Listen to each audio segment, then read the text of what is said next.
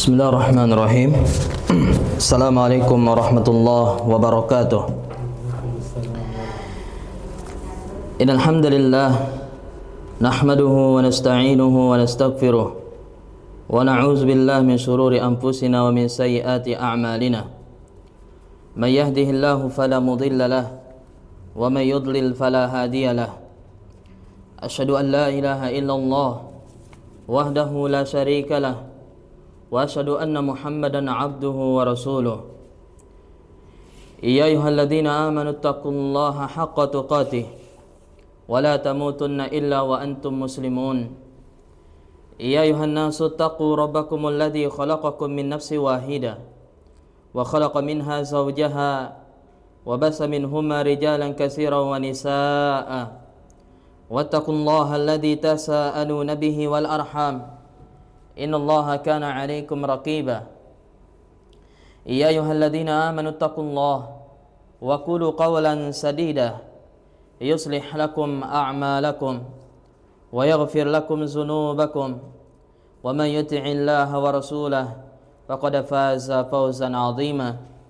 Amma ba'du fa inna asdaqal hadits kitabullah wa khairal hadi Muhammadin sallallahu alaihi wasallam wa syarrul umuri muhdatsatuha fa inna kulla muhdatsatin fid dini bid'ah wa kulla bid'atin dhalalah wa kulla dhalalatin finnar. Para ummahat, para ibu dan para akhwat yang semoga senantiasa dimuliakan dan dirahmati oleh Allah Subhanahu wa taala. Alhamdulillah, kita bersyukur kepada Allah Subhanahu wa taala yang telah memberikan begitu banyak nikmat dan karunia. Nikmat Islam, nikmat iman, nikmat sunnah, nikmat sehat wal afiat, nikmat waktu luang, nikmat kita dijaga dari berbagai musibah dan malapetaka. Kemudian nikmat pada siang hari ini kita kembali menuntut ilmu, kita belajar agama Allah Subhanahu wa taala. Maka mudah-mudahan Allah Subhanahu wa taala meridhai kita, mencintai kita, ya karena sebab apa yang kita lakukan dari menuntut ilmu syar'i, dan kita berharap kepada Allah Subhanahu wa taala kita dengan jalan menuntut ilmu ini, ya Allah mudahkan jalan kita menuju ke surga Allah Subhanahu wa taala. Amin ya rabbal alamin. Kemudian salawat beserta salam semoga tercurahkan kepada nabi kita yang mulia, suri tauladan kita Nabi besar Muhammad sallallahu alaihi wasallam, kepada keluarganya, para sahabatnya, dan juga kepada umatnya yang setia mengikuti sunnah dan petunjuk beliau sampai dengan hari kiamat kelak. Para ibu-ibu dan para akhwat yang semoga dimuliakan oleh Allah Subhanahu wa taala, kita lanjutkan kembali pembahasan kita dalam buku Prinsip Dasar Islam, kemudian dilanjutkan dengan doa, buku doa dan wirid yang dikarang oleh Ustadz kita, Ustadz Yazid bin Abdul Qadir Jawas rahimahullahu ta'ala. Dan sekarang kita masuk ke prinsip yang ketujuh, yaitu pengertian ibadah dalam Islam, ya, pengertian ibadah di dalam Islam. Di sini penulis membawakan beberapa pembahasan, ya, ada 4 pembahasan yang berkaitan dengan ibadah. Yang pertama yang akan beliau bahas tentang definisi ibadah. Kemudian yang kedua, pilar-pilar ubudiyah yang benar, ya, pilar-pilar ubudiyah yang benar. Kemudian yang ketiga, syarat diterimanya ibadah. Kemudian yang terakhir, beliau akan membahas tentang keutamaan ibadah. Langsung saja kita mulai pembahasan ini dari pembahasan yang pertama, definisi ibadah. Apa yang dimaksud dengan ibadah?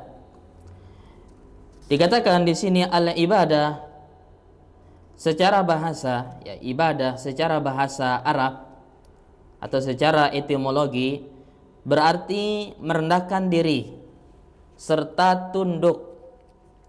Itu arti ibadah secara bahasa Arab. Ya, ibadah itu artinya merendahkan diri serta tunduk. Sedangkan menurut istilah syar'i, ya secara terminologi, ya menurut syariat, apa itu ibadah? Ibadah mempunyai banyak definisi. Ya di sini dikatakan ada beberapa pengertian daripada ibadah. Ya di sini dibawakan ada 3 pengertian ibadah. Ya tetapi makna dan maksudnya satu. Ya meskipun para ulama ya berbeda-beda dalam definisi ibadah, ya akan tetapi ketahuilah makna dan maksudnya itu satu. Apa saja definisi dari ibadah? Yang pertama, ya di antara lain katanya di sini, yang pertama, ibadah adalah taat kepada Allah Ta'ala. Ya, kita taat kepada Allah Ta'ala, ya dengan melaksanakan perintahnya. Ya, bentuk ketaatan kepada Allah yaitu dengan kita melaksanakan perintah Allah melalui lisan para rasulnya. Ya, perintah Allah ya yang dibawa ya atau yang disampaikan melalui lisan para rasulnya alaihi wassalatu wassalam. Maka ini pengertian ibadah yang pertama. Jadi ibadah itu adalah ketaatan kepada Allah dengan melaksanakan perintah Allah yang disampaikan oleh ya melalui lisan para rasulnya. Kemudian yang kedua, pengertian ibadah yang kedua, ibadah adalah merendahkan diri kepada Allah. Merendahkan diri kepada Allah Azza wa Jal, yaitu tingkatan tunduk yang paling tinggi. Ya, jadi apa dengan tingkatan tunduk yang paling tinggi? Dia rendahkan dirinya kepada Allah Subhanahu wa taala ya dengan tingkatan tunduk yang paling tinggi disertai dengan rasa mahabbah. Jadi merendahkan diri ini dia tundukkan dirinya setunduk-tunduknya kepada Allah, kemudian ya disertai dengan rasa cinta juga yang paling yang paling tinggi. Ya cinta setinggi-tingginya. Ya. Ini ya pengertian ibadah yang kedua. Ya, dia merendahkan dirinya kepada Allah dengan dia tunduk dan cinta kepada Allah Subhanahu wa taala ya dengan tingkatan yang paling tinggi ya. Kemudian yang ketiga ya pengertian dari ibadah ya, dan ini pengertian yang paling lengkap, yang paling mencakup. Ya, apa itu ibadah? Ya, ibadah itu adalah sebutan ya atau suatu nama yang mencakup seluruh apa yang dicintai dan diridhoi Allah Azza wa Jalla. Jadi ibadah itu adalah sebutan ya yang mencakup seluruh apa yang dicintai dan diridhoi Allah. Ya. Kalau ada dalam ayat Al-Qur'an, Allah mencintai amalan A, amalan B. Allah meridhoi amalan C, amalan D dan seterusnya. Berarti apa? Berarti amalan ini adalah ibadah atau perbuatan ini adalah sebuah ibadah. Baik berupa ucapan atau perbuatan. Ya, baik yang dicintai diridhoi oleh Allah itu bentuknya perkataan atau perbuatan. Kemudian apa? Yang zahir maupun yang batin. Ya, baik perbuatan itu atau ucapan itu perbuatan itu zahir nampak ataupun ya perbuatan tersebut batin tidak nampak ya tersembunyi. Ya, baik dia kelihatan maupun tersembunyi tidak nampak. Yang ketiga ini adalah definisi yang paling lengkap. Ya, jadi ini ya definisi yang paling lengkap ya dari pengertian ibadah. Ya, jadi umum semua yang dicintai oleh Allah dan diridhoi oleh Allah, perkataan maupun perbuatan yang zahir maupun yang batin ini adalah apa? Ini adalah ibadah. Kemudian dikatakan di sini ibadah terbagi menjadi 3. Ya, ibadah itu terbagi menjadi 3. Pertama ibadah hati, kemudian ibadah lisan, dan yang ketiga ibadah anggota badan. Ya, jadi ibadah yang kita lakukan ini bisa dengan salah satu dari 3 ini. Ya, entah ibadah itu adalah ibadah hati yang dilakukan oleh hati kita. Kemudian yang kedua ya ibadah yang dilakukan oleh lisan, ya oleh lidah kita, atau yang ketiga ya ibadah yang dilakukan oleh anggota badan kita. Ya, anggota badan kita yang lain. Kemudian di sini mulai dicontohkan apa saja contoh ibadah hati, ibadah lisan, ibadah anggota badan. Yang pertama, ya, contoh ibadah hati.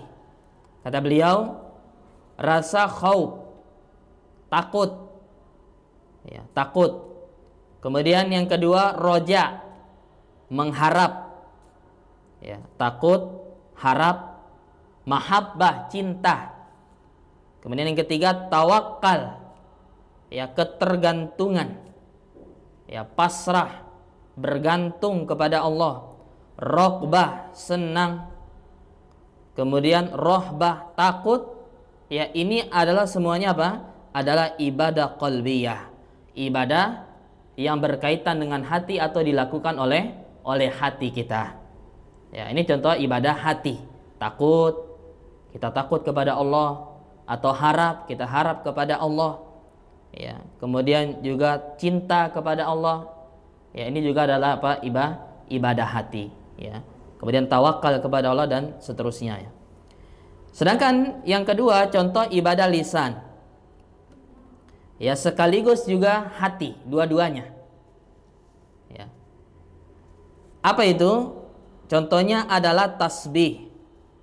Tasbih, sedangkan tasbih, tahlil, takbir, tahmid dan syukur, dia berkata alhamdulillah, ya. Ya. Dengan lisan dan hati adalah ibadah lisaniyah qalbiyah, ibadah lisan dan hati, ya. Maka ini ibadah yang kedua, ya, ibadah yang dilakukan oleh lisan. Dia berzikir, baca subhanallah, membaca alhamdulillah, membaca Allahu akbar, membaca tahlil la ilaha illallah, membaca istighfar, astaghfirullah, ya, dan seterusnya. Ya, baca hauqalah, la haula wala quwwata illa billah.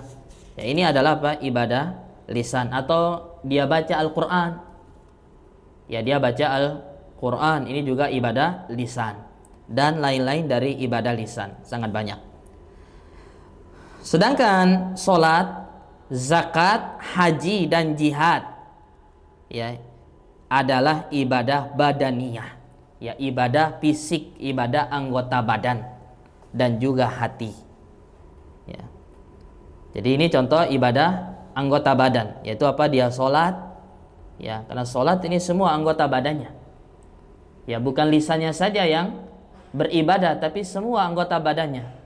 Ya, tangannya, ya, punggung, dia ruku, dia tunduk kepada Allah. Dahinya dia sujud kepada Allah, kepalanya dia tundukkan. Ini semua apa?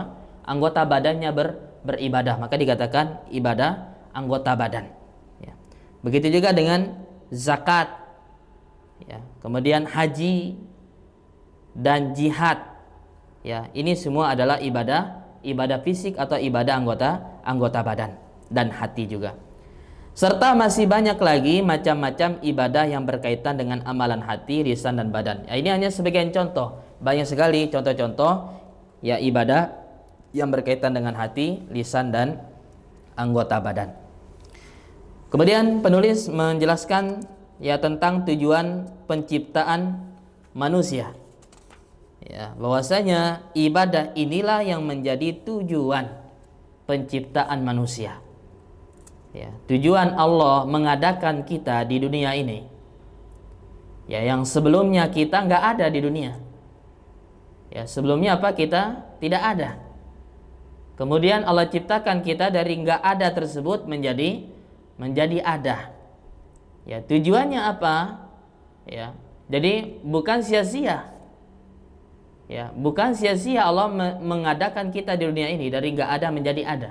Bukan sia-sia, nggak ada tujuannya, nggak ada manfaatnya, ya, nggak ada hikmahnya.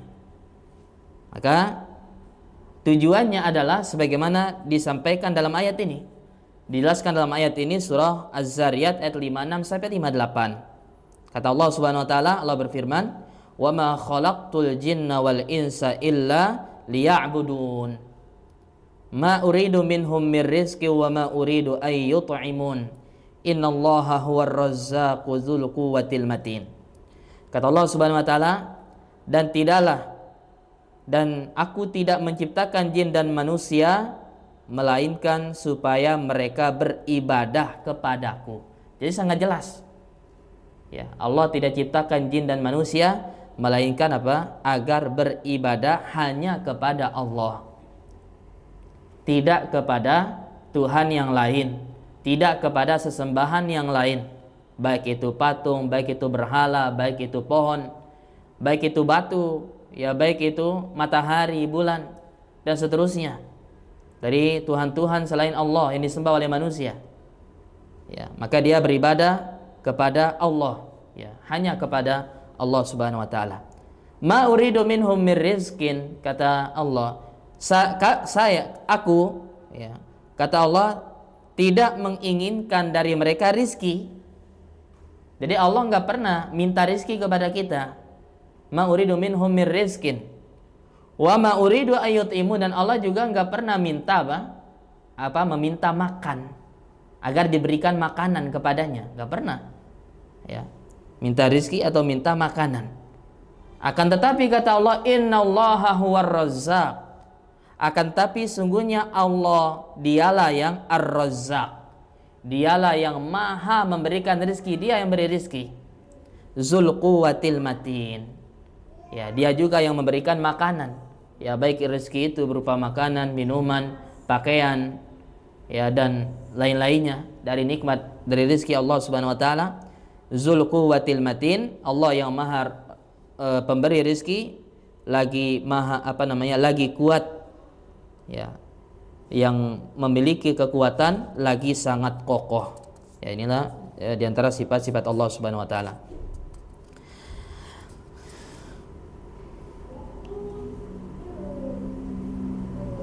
Kemudian dalam ayat yang lain Allah mengatakan berkaitan dengan bahwasanya manusia ini ada tujuannya diciptakan oleh Allah Subhanahu wa taala. Allah mengatakan apa? Ayahsabul insanu ayyutraka sudah. Ayahsabul insanu ayyutraka sudah.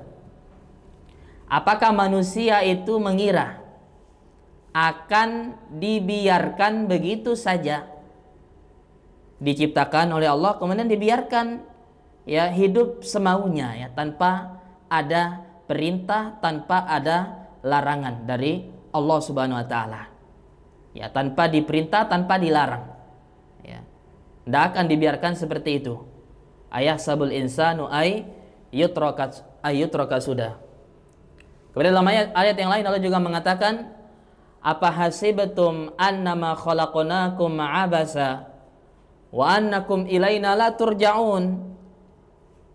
Apa hasibtum, apakah kalian menyangka annama khalaqnakum abasa, bahwa kami menciptakan kalian itu sia-sia. Apakah kalian menyangka kami ciptakan kalian di dunia ini sia-sia? Ya, wa annakum ilaina la turja'un, dan bahwasanya kalian itu tidak akan dikembalikan kepada kami. Ya, maka apa? Sekali-kali tidak. Semuanya ada tujuannya. Semuanya ada apa? Hikmahnya. Ya, dan kita semua akan kembali kepada Allah yang mempertanggungjawabkan, ya, apa yang sudah kita lakukan di dunia ini. Apa yang kita sudah lakukan, ya, di dunia ini dari nikmat-nikmat yang sudah Allah berikan kepada kita. Ya, kita semua akan, ya, dimintai pertanggungjawaban. Ya, apakah kita bertauhid ataukah malah kita berbuat syirik kepada Allah? Ya, apakah kita beribadah hanya kepada Allah, ya, tunduk patuh kepada Allah, atau kita malah membangkang, ya, berbuat maksiat dan berbuat dosa kepada Allah Subhanahu wa taala? Semuanya akan dipertanggungjawabkan nanti di hadapan Allah Subhanahu wa taala. Kemudian dikatakan oleh penulis, ya, oleh Ustaz Yazid di sini rahimahullah taala, Allah Azza wa Jalla memberitahukan bahwa hikmah penciptaan jin dan manusia adalah agar mereka melaksanakan ibadah hanya kepada Allah Azza wa Jalla. Dan Allah itu maha kaya, ya, Allah itu maha kaya, maha ghani, al-ghani, tidak membutuhkan ibadah mereka. Ya, orang yang kaya maka enggak butuh lagi, ya, kepada sesuatu pemberian dari orang. Ya, karena dia sudah kaya. Ya, apalagi Allah Subhanahu wa taala. Ya, zat yang maha kaya yang memiliki semua ini, alam jagat raya ini. Ya, maka Allah itu nggak butuh dengan ibadah amalan yang kita lakukan, nggak butuh. Akan tetapi merekalah yang membutuhkannya. Akan tetapi hamba-hamba Allah dia yang membutuhkan ibadah tersebut. Karena ibadah yang dia lakukan itu ada apa? Manfaatnya untuk dia. Dia yang akan lihat nanti manfaat dari ibadah tersebut kapan? Nanti di akhirat. Ya. Bukan di dunia. Dia melihat buah dari ibadahnya. Ya, bukan manfaatnya untuk Allah. Ya, akan tetapi ya dia yang membutuhkan Allah Subhanahu wa taala, dan Allah tidak membutuhkan kita. Akan tetapi kita yang butuh kepada Allah. Makanya Allah mengatakan di dalam Al-Qur'an, innallaha ghaniyun ya wa antumul fuqara. Ya, Allah itu dialah yang maha kaya, sedangkan kalian apa? Fuqara. Kalian itu apa? Orang yang fakir, yang butuh kepada Allah Subhanahu wa ta'ala, dan bukan Allah yang butuh kepada ibadah kita, amalan kita. Ya. Kemudian kenapa kita butuh kepada Allah? Karena ketergantungan mereka kepada Allah. Ya, karena memang kita bergantung kepada Allah. Ya, tidak bisa kita lepas dari Allah Subhanahu wa ta'ala. Maka barang siapa yang menolak beribadah, ya, ketika dia tidak mau beribadah kepada Allah, ya, maka apa? Maka dia adalah orang yang sombong. Ya, dia adalah orang yang sombong, tidak mau beribadah kepada Allah Subhanahu wa ta'ala. Sebagaimana Allah berfirman, ya di sini nanti ada dalilnya, innal ladzina yastakbiruna an ibadati. Sesungguhnya orang-orang yang sombong ya dari beribadah kepadaku, innal ladzina yastakbiruna an ibadati sayadkhuluna jahannama dakhirin. Maka dia akan apa? Dia akan masuk ke neraka Allah Subhanahu wa ta'ala. Ya. Maka ketika dia tidak mau beribadah, maka dia adalah orang yang sombong. Siapa yang beribadah kepadanya tetapi dengan selain apa yang disyariatkannya. Ya, perhatikan juga, orang yang beribadah tapi dengan cara yang tidak disyariatkan, tidak dicontohkan, tidak dijelaskan oleh Allah Subhanahu wa ta'ala. Ya, melalui nabinya, rasulnya yang diutus kepada mereka, dia beribadah dengan caranya sendiri, dia buat-buat, maka ia adalah mubtadi', pelaku bid'ah. Dia telah membuat ibadah-ibadah baru, ya, perkara-perkara baru yang tidak ada contohnya, dasarnya ya dari Allah, ya, dan dari nabi yang diutus kepadanya. Maka ini adalah perkara apa? Perkara bid'ah. Dan barang siapa yang beribadah kepadanya hanya dengan apa yang disyariatkannya, beribadah sesuai dengan apa yang disyariatkan oleh Allah, maka ia adalah seorang mukmin yang muwahhid, orang mukmin yang mengesahkan Allah, yang bertauhid kepada Allah Subhanahu wa ta'ala. Nah, kemudian ya ini poin yang pertama, ya, berkaitan dengan pengertian ibadah, dan juga bahwasanya ibadah inilah tujuan diciptakan manusia dan jin. Yang kedua, pembahasan kedua di sini, pilar-pilar ubudiyah yang benar. Ya, apa saja pilar-pilar ya ubudiyah yang benar? Sesungguhnya ibadah itu berlandaskan pada 3 pilar pokok. Ya, jadi ibadah itu berlandaskan pada 3 pilar pokok. Ya. Apa itu pilarnya, pondasinya? Hub, ya, cinta. Kemudian yang kedua hub, cinta. Yang kedua khauf, takut. Dan roja, ya, harapan. Jadi 3 ini menjadi pilar ibadah. Pertama, cinta. Jadi ibadah itu harus dikerjakan dengan apa? Rasa cinta kepada Allah, dengan kecintaan kepada zat yang kita ibadahi. Kemudian yang kedua, harus ada khauf, takut. Ketika kita ibadah harus ada rasa takut kepada Allah Subhanahu wa taala. Ya, takut misalnya ya dengan neraka Allah Subhanahu wa taala, ketika dia membaca ayat tentang neraka, maka dia takut kepada Allah. Ya, atau ketika dia membaca tentang azab, ya, ayat-ayat yang berisi tentang azab-azab yang Allah timpakan kepada orang-orang yang durhaka, orang-orang yang berbuat maksiat, maka dia takut kepada Allah. Atau juga dia takut kepada Allah apa? Ibadah yang dia kerjakan apa? Tidak diterima. Ya, jadi harus ada ini rasa takut dalam ibadah kita. Ya, kemudian yang ketiga apa? Harap. Ya, dalam kita ibadah harus kita ada harap. Ya, berharap kepada Allah. Berharap apa? Ya, berharap diterima ibadah yang kita lakukan. Kemudian apa? Kita berharap pahala, ganjaran. Ya, mengharapkan surga Allah Subhanahu wa taala. Ya, ini yang maksudnya harap. Jadi harus ada tiga ini, cinta, takut dan harap. Kata beliau rahimahullahu taala, rasa cinta harus disertai dengan rasa rendah diri.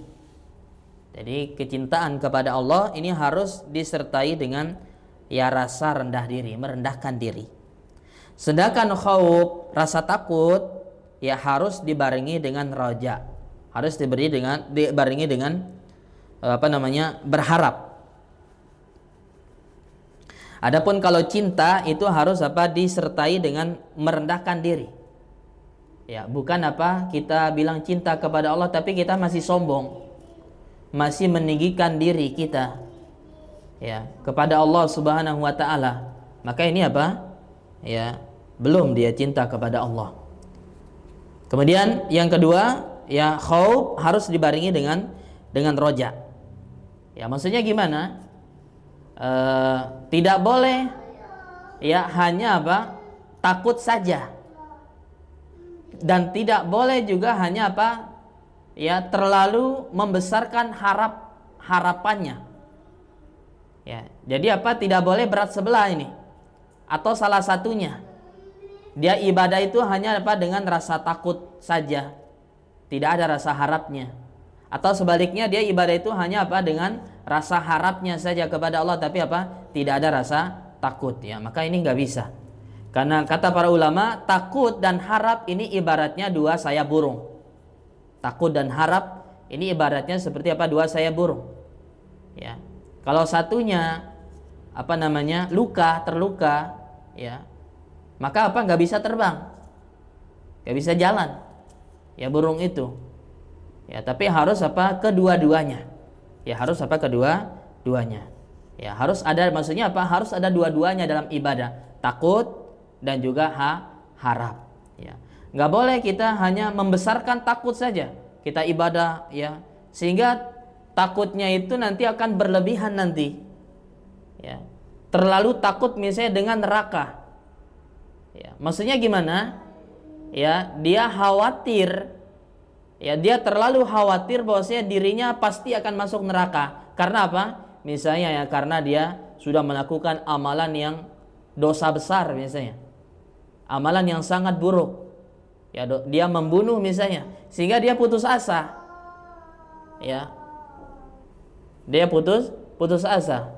Ya, karena terlalu takut ya dia kepada Allah, bahwasanya Allah tidak akan mengampuninya. Ini juga nggak boleh yang seperti ini, takut yang berlebihan. Begitu pula tidak boleh juga dia terlalu berharap. Maksudnya gimana?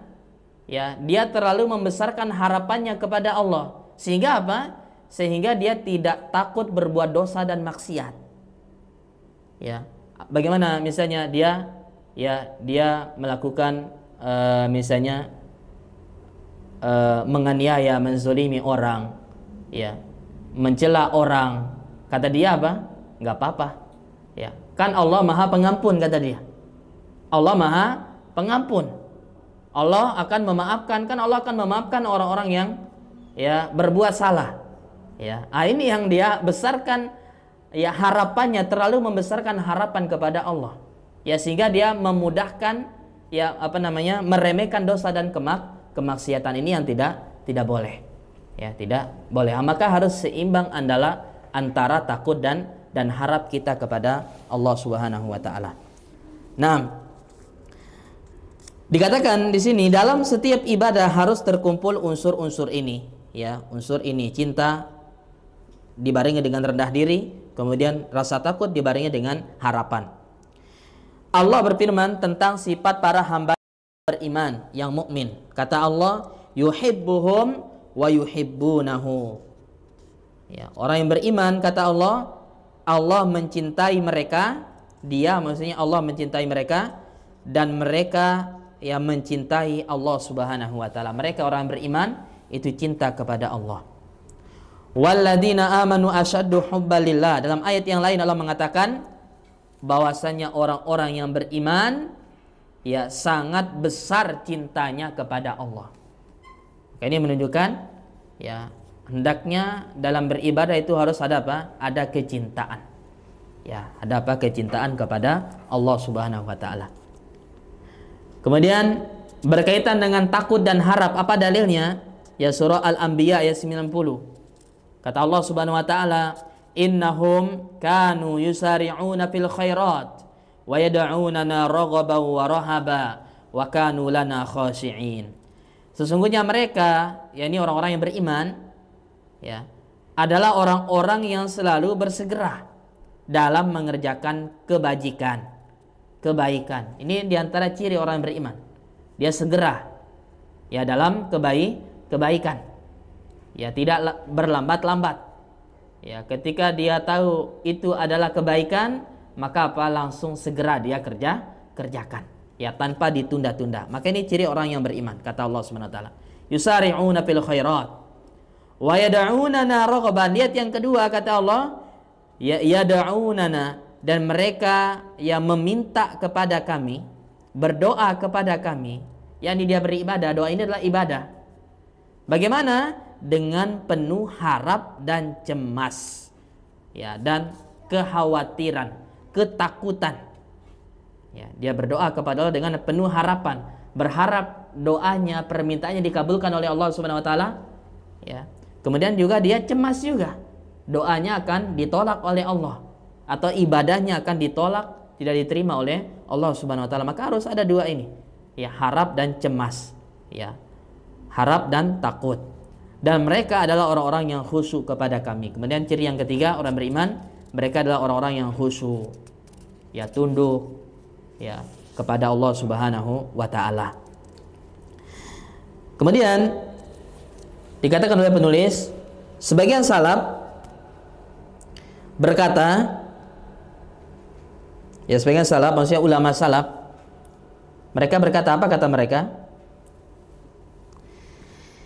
Siapa yang beribadah kepada Allah dengan rasa cinta saja, maka ia adalah zindiq. Apa zindiq? Jadi orang yang ibadah hanya cinta saja, tapi nggak ada rasa takutnya, nggak ada rasa harapnya, nggak ada merendahkan diri. Ya. Maka apa? Dia adalah orang yang zindiq. Apa zindiq? Zindiq itu dia di footnote orang munafik. Kemudian orang yang sesat dan apa? Dan orang yang mulhid, menyimpang. Ya, itu arti zindiq. Ya, orang munafik, sesat dan menyimpang. Ya. Kemudian ya kata mereka, siapa yang beribadah kepadanya dengan roja saja, dengan harap saja, dengan rasa harap saja, maka ia adalah murji'. Maksudnya apa? Dia itu murji'ah. Ya. Ada sekte namanya sekte murji'ah. Apa sekte murji'ah? Ya, sekte murji'ah ini mereka yang berkeyakinan, ya bisa lihat di bawah di footnote, murji' adalah orang murji'ah, yaitu golongan sesat yang mengatakan bahwa amal bukan bagian dari iman dan iman hanya dalam hati. Lihat, ini keyakinan sesatnya murji'ah. Kata mereka, ya apa? Amal itu bukan bagian dari iman. Ya. Jadi amal apapun yang kita kerjakan itu enggak ada kaitannya dengan apa? Dengan keimanan. Ya, sedangkan keimanan itu hanya ya di dalam hati saja tempatnya, ya. Nah, maka kata mereka ya di keyakinan yang lain, orang yang berbuat taat dan yang berbuat maksiat imannya sama. Lihat, ini keyakinan sesatnya Murji'ah. Orang yang taat dan orang yang berbuat maksiat imannya apa? Imannya sama. Ya, karena apa? Karena mereka ya mengatakan amal itu bukan dari iman. Tidak ada kaitannya dengan keimanan. Maka kalau dia berbuat maksiat, dia berbuat dosa atau dia taat, ya imannya Dia imannya sama. Ya imannya sama kata dia. Ya ini keyakinan sesat dari Murji'ah, ya. Oleh karena itu mereka mengatakan iman itu tidak bertambah dan tidak pula juga berkurang. Ya, tidak bertambah dan tidak juga berkurang. Nah, ini keyakinan sesatnya Murji'ah. Ya. Kemudian yang selanjutnya dikatakan di penulis ini, dan siapa yang beribadah kepada Allah hanya dengan khauf, hanya dengan rasa takut, maka ia adalah haruri. Ya, dia adalah apa? Haruri. Siapa itu haruri? Haruri adalah orang dari golongan Khawarij.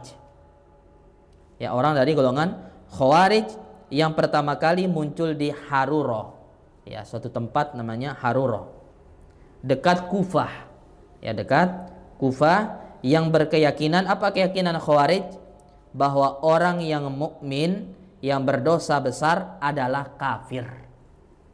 Ya, adalah kafir. Ini keyakinan dari Khawarij. Ya, dari Khawarij bahwasanya apa? Orang yang mukmin yang berdosa besar itu apa? Dia telah kafir. Ya. Nah, ini yang beribadah hanya dengan khauf saja. Ya, sehingga dia berlebihan, dia dalam ketakutannya berlebihan. Sehingga orang yang melakukan dosa besar karena saking takutnya dia dianggapnya apa? Dianggapnya kafir. Diponis oleh mereka kafir. Ya, karena takutnya ini apa? Berlebihan mereka. Ya, sehingga mereka memponis kafir. Ya, dan kalau kafir berarti keluar dari agama Islam. Ya. Padahal ya orang yang melakukan dosa besar ya itu tidak keluar dari agama Islam. Ya, tidak keluar dari agama Islam. Ya, namun pelakunya wajib bertaubat kepada Allah Subhanahu wa taala.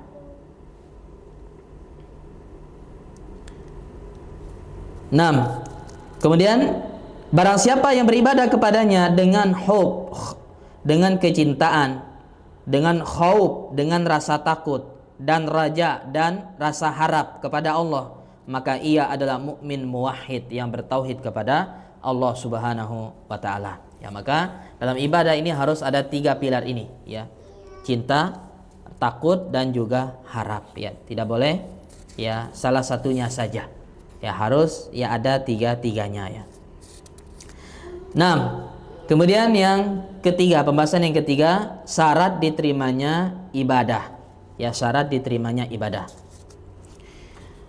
Dikatakan oleh penulis di sini, syarat ibadah adalah perkara tauqifiyah. Ya, tauqifiyah yaitu tidak ada suatu bentuk ibadah yang disyariatkan kecuali berdasarkan Al-Qur'an dan As-Sunnah. Ini maksud tauqifiyah. Ya, jadi ibadah apapun itu yang disyariatkan ya kecuali berdasarkan Al-Qur'an dan Sunnah. Ada dalilnya dari Al-Qur'an dan Sunnah. Ya, itu adalah ibadah. Ya, ibadah itu tauqifiyah. Harus bersumberkan dari Al-Qur'an dan Sunnah. Itu maksudnya tauqifiyah. Apa yang tidak disyariatkan berarti bid'ah. Ya, yang tidak disyariatkan berarti bid'ah mardudah. Ya, bid'ah yang ditolak. Ya, perkara tersebut adalah bid'ah dan dia ditolak, tidak diterima oleh Allah Subhanahu wa taala. Sebagaimana sabda Nabi sallallahu alaihi wasallam, "Man amila amalan laisa alaihi amruna fahuwa raddun." Barang siapa yang beramal tanpa adanya tuntunan dari kami, maka amalan tersebut tertolak. Ya, siapa yang beramal tanpa ada tuntunannya, dasarnya, contohnya ya dari kami, dari beliau sallallahu alaihi wasallam, dari Nabi sallallahu alaihi wasallam, maka amalan tersebut tertolak, ya tidak diterima oleh Allah Subhanahu wa taala. Agar dapat diterima, ya ibadah disyaratkan harus benar. Jadi kalau mau ibadah kita diterima oleh Allah, maka ibadah itu harus benar. Dan ibadah itu tidak bisa dikatakan benar kecuali dengan adanya dua syarat. Ya, jadi pertama tadi ibadah ya harus benar. Pertama ibadah yang kita lakukan harus diterima. Dan ibadah kalau mau diterima harus benar. Kemudian ibadah yang benar itu harus memenuhi dua syarat. Ya. Apa syarat tersebut? Yang pertama, ikhlas karena Allah semata. Bebas dari syirik besar dan syirik kecil. Ya. Jadi dia lakukan ibadah tersebut semata-mata karena Allah, bukan karena patung, bukan karena berhala, bukan karena kiai dan seterusnya. Ya. Bukan dia riya, ingin dilihat, ingin dipuji ya oleh orang, ya bukan. Ya, karena ini adalah syirik kecil. Maka ini yang syarat pertama, harus dia lakukan itu karena Allah, bukan ya karena selain Allah Subhanahu wa taala. Murni. Ya, dia lakukan untuk Allah karena Allah Subhanahu wa taala atau lillahi taala. Ya, tidak mengharapkan ganjaran atau balasan dari siapapun. Yang dia harapkan adalah balasan ganjaran dari Allah semata, ya, surga Allah Subhanahu wa taala. Kemudian yang kedua, ittiba, syarat ibadah yang kedua diterimanya ibadah yang kedua itu ittiba. Apa itu ittiba? Sesuai dengan tuntunan Rasulullah sallallahu alaihi wasallam. Sesuai dengan petunjuk ya yang dijelaskan oleh Nabi sallallahu alaihi wasallam. Syarat yang pertama merupakan konsekuensi dari syahadat la ilaha illallah. Ya, dari ikhlas tadi ini adalah konsekuensi dari la ilaha illallah. Ya, karena ia mengharuskan ikhlas beribadah hanya kepada Allah. Karena la ilaha illallah itu mengharuskan ya kita ini beribadah ikhlas hanya kepada Allah dan jauh dari syirik kepadanya. Sedangkan syarat yang kedua, ittiba tadi, ini adalah konsekuensi dari syahadat ya Muhammad Rasulullah, ya Muhammadur Rasulullah.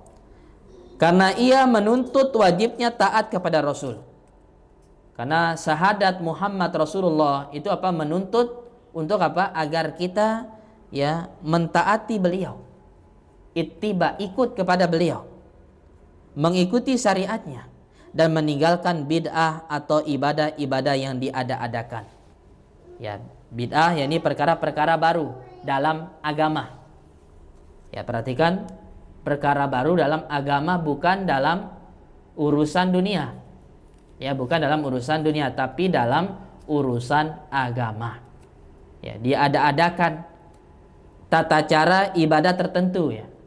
Oh, kamu sholat habis subuh, sholat misalnya 100 rakaat. Kalau kamu sholat setelah subuh 100 rakaat, maka kamu akan mendapatkan ini, dan mendapatkan ini. Nah, dan itu tidak pernah Nabi katakan seperti itu. Berarti ini Ini adalah perkara baru yang dibuat-buat oleh oleh manusia, dan itu tidak akan diterima oleh Allah Subhanahu wa taala. Allah Subhanahu wa taala berfirman, ya, dalil tentang dua syarat la ilaha illallah. Ya, ikhlas dan ittiba. Apa dalilnya? Ya, Allah sebutkan di dalam surah Al-Baqarah ayat 112. Kata Allah, "Bala man aslama wajhahu lillah wa huwa muhsinun falahu ajruhu 'inda rabbih wala khaufun 'alaihim wala hum yahzanun." Kata Allah Subhanahu wa taala, tidak demikian.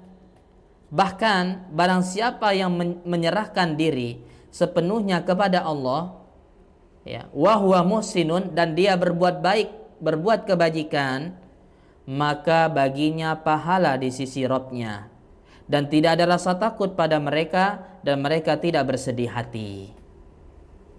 6. Kata penulis, aslama wajhahu, ya, barang siapa yang menyerahkan diri. Perhatikan kata aslama wajhahu, menyerahkan diri.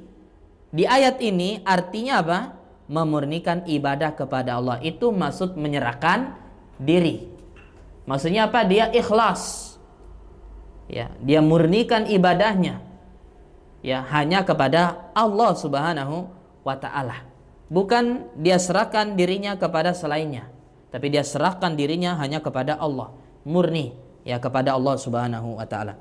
Maka ini menunjukkan tentang keikhlasan. Kemudian yang kedua, wa huwa muhsinun. Ya, sedangkan dia muhsin dan dia berbuat baik. Nah, berbuat baik di sini kata para ulama maksudnya adalah, artinya adalah apa? Mengikuti Rasulullah. Itu yang dimaksud dengan apa? Berbuat baik. Dia tunduk kepada Allah, ini maksudnya ikhlas.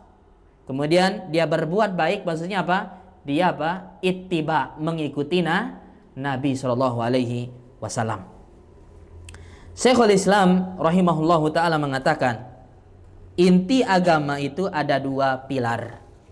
Ya, ada dua rukun, ya, ibadah.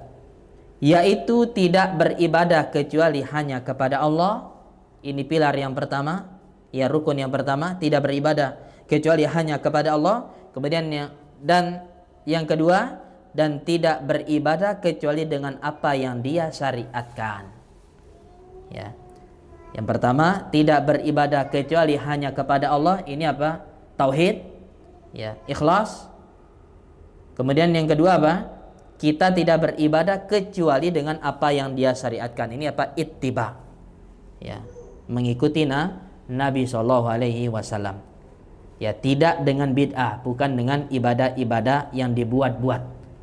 Ya, yang diada-adakan. Yang dia itu memang mirip dengan ibadah, ya, mirip dengan ibadah. Ya, ada zikirnya, ada bacaan Al-Qur'annya, ada ininya. Mirip dengan ibadah, menyerupai ibadah, tapi itu bukanlah ibadah. Ya, bukanlah ibadah karena tidak ada contohnya dari Nabi sallallahu alaihi wasallam. Sebagaimana Allah Subhanahu wa taala berfirman, nah, berkaitan dengan ikhlas dan ittiba ini juga. Apa kata Allah Subhanahu wa taala? Faman kana yarju liqa'a rabbih falyamal amalan shalihan wa la yusyrik bi ibadati rabbih ahada. Ini berkaitan dengan dua syarat tadi juga. Syarat diterimanya ibadah. Apa kata Allah di ayat terakhir dari surat Al-Kahfi? Kata Allah, maka barang siapa mengharap perjumpaan dengan Rabb-nya, dari siapa yang ingin berjumpa dengan Allah Subhanahu wa taala, falyamal amalan shalihah. Hendaknya dia beramal soleh dengan amalan yang soleh. Wala yusyrik bi ibadati rabbih ahada, dan janganlah dia berbuat syirik, mempersekutukan sesuatu pun dalam beribadah kepada Rabb-nya. Perhatikan ayat ini, perhatikan di bagian akhir tadi. Falyamal amalan shalihah. Ya, siapa yang ingin berjumpa dengan Allah, bertemu dengan Allah di akhirat, maka dia hendaknya beramal dengan amal yang saleh. Apa amal yang saleh? Amal yang saleh itu adalah amal yang sesuai dengan petunjuk Nabi Muhammad. Kalau tidak sesuai dengan petunjuk Nabi Muhammad, berarti amalan itu bukan soleh. Ya. Tidak dikatakan soleh kalau apa? Amalannya itu apa? Tidak sesuai dengan petunjuk beliau sallallahu alaihi wasallam. Ya, kalau sesuai baru dikatakan amal soleh. Maka ini apa? Menjelaskan tentang ittiba, menganjurkan untuk apa? Mengikuti, ya, petunjuk Nabi sallallahu alaihi wasallam dalam beribadah. Kemudian yang bagian terakhir, wala yusyrik bi ibadati rabbih ahada. Kalau kamu mau berjumpa dengan Allah, wala yusyrik, jangan sekali-kali berbuat syirik, ya, kepada Allah, dalam beribadah kepada Allah, ya, dengan apapun itu, disekutukan baik dengan apa? Dengan berhala, dengan batu, ya, dengan pohon, dengan matahari, atau bahkan dengan nabi yang diutus, atau bahkan dengan malaikat yang dekat dengan Allah. Enggak boleh kita sekutukan Allah Subhanahu wa taala, karena Allah tidak pernah ridho, tidak akan terima, ya dengan kesyirikan tersebut. Maka ini menunjukkan apa? Tentang ikhlas. Ya, tentang apa? Ikhlas. Jadi siapa yang ingin bertemu dengan Allah, ya pertama dia ikuti Nabi, ibadahnya sesuaikan dengan contoh dari Nabi SAW. Kemudian yang kedua, ibadahnya itu harus apa? Dia lakukan dengan ikhlas karena Allah Subhanahu wa taala. Kemudian kata penulis, hal yang demikian itu merupakan manifestasi perwujudan dari dua kalimat syahadat la ilaha illallah Muhammad Rasulullah, ya. Jadi ini adalah apa? Perwujudan ikhlas dan ittiba. Ini perwujudan realisasi dari apa? Kalimat syahadat kita la ilaha illallah Muhammad Rasulullah. Pada yang pertama, kita tidak beribadah kecuali kepadanya, ya, kepada Allah. Pada yang kedua, ya, Muhammad Rasulullah, bahwa Muhammad adalah utusannya yang menyampaikan ajarannya. Maka kita wajib membenarkan dan mempercayai beritanya, apa yang disampaikan oleh Nabi, serta mentaati perintahnya, ya, sallallahu alaihi wasallam. Beliau SAW telah menjelaskan bagaimana cara kita beribadah kepada Allah. Sudah dijelaskan semuanya, ya, nggak ada yang kurang. Semuanya sudah Nabi jelaskan. Ma baqiya syai'un, kata Nabi. Ma baqiya syai'un yuqarribu minal jannah, ya, wa yubaidu anin nar. Tidak tersisa sedikit pun yang memasukkan kalian ke surga, ya, kemudian apa? Menjauhkan kalian dari neraka, illa waqad buyyina lakum. Semuanya sudah dijelaskan oleh beliau sallallahu alaihi wasallam. Enggak ada yang kurang, semuanya sudah lengkap. Oleh karena itu Allah berfirman dalam ayat yang lain, dalam ayat Al-Qur'an, al-yauma akmaltu lakum dinakum. Pada hari ini telah aku sempurnakan agama Islam ini untuk kalian. Sudah disempurnakan oleh Allah Subhanahu wa taala. Maka kalau sudah sempurna, enggak perlu ditambah lagi, enggak perlu dikurangi lagi.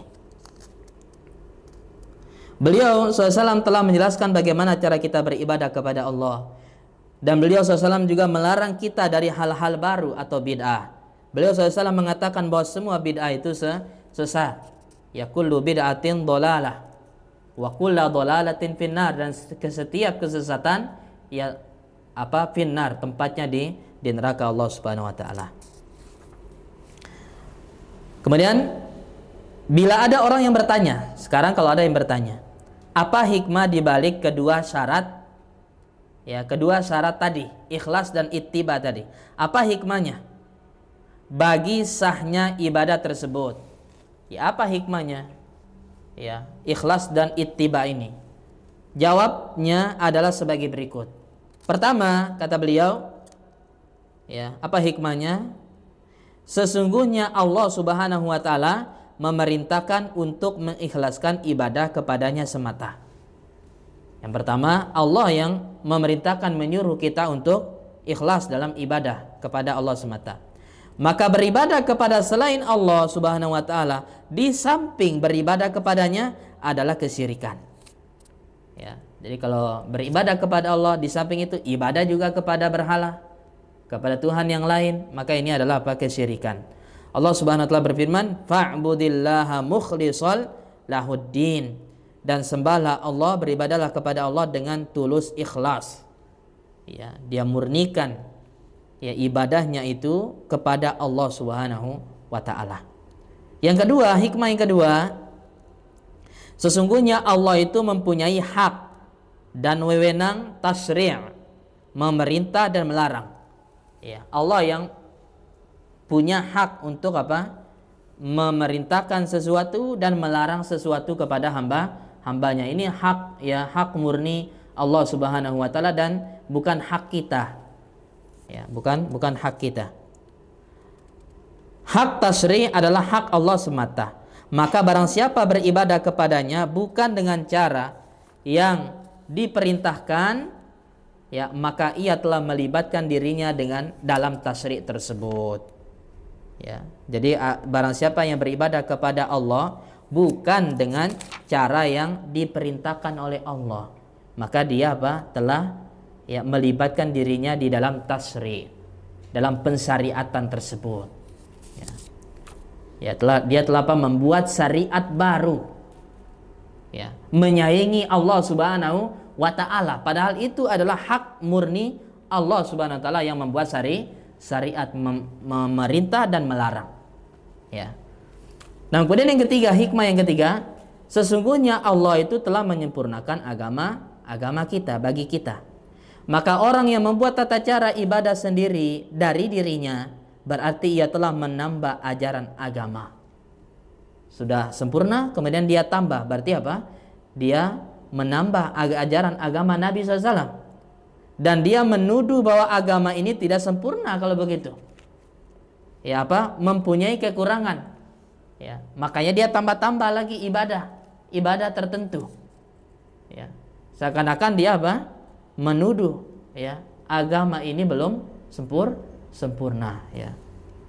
Kemudian yang keempat, hikmah yang keempat, dan sekiranya boleh bagi setiap orang untuk beribadah dengan tata cara dan kehendaknya sendiri, kalau ini dibolehkan, ya. Masing-masing kita ini boleh buat ibadah sendiri, tata cara ibadahnya sendiri. Ya, si A ibadah sholatnya seperti ini, bacanya seperti ini, gerakannya seperti ini. Kalau misalnya dibolehkan masing-masing, maka setiap orang memiliki caranya tersendiri dalam ibadah. Jika demikian halnya, maka yang terjadi dalam kehidupan manusia adalah kekacauan. Akan kacau. Kalau masing-masing punya cara ibadahnya masing-masing, ini akan membuat kacau. Ya, kekacauan. Kemudian apa? Yang tiada taranya, yang tiada henti-hentinya. Ya. Karena perpecahan dan pertikaian akan meliputi kehidupan mereka. Ya. Jadi kenapa kacau? Karena mereka itu akan senantiasa berpecah dan berselisih, bertikai. Nggak berhenti itu. Setiap hari akan berselisih, akan bertikai. Ya. Kenapa ibadah kamu seperti ini? Kenapa ibadah kamu seperti ini? Nggak bakal apa? Nggak bakal bersatu mereka. Ya, tidak akan apa bersatu. Akan apa? Senang dengan ibadahnya saja, tata cara ibadahnya saja, dan dia akan benci dengan tata cara ibadah yang lain.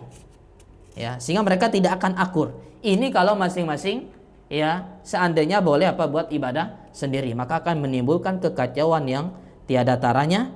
Ya, karena perpecahan dan pertikaian akan meliputi kehidupan mereka disebabkan perbedaan kehendak dan perasaan, padahal agama Islam mengajarkan kebersamaan dan kesatuan menurut syariat yang diajarkan oleh Allah dan Rasulnya. Ya. Jadi padahal agama kita ini ya mengajarkan ya kebersamaan, bukan apa perpecahan. Ya, mengajarkan persatuan, ya. Ya, mengajarkan apa persatuan, bukan perpecahan.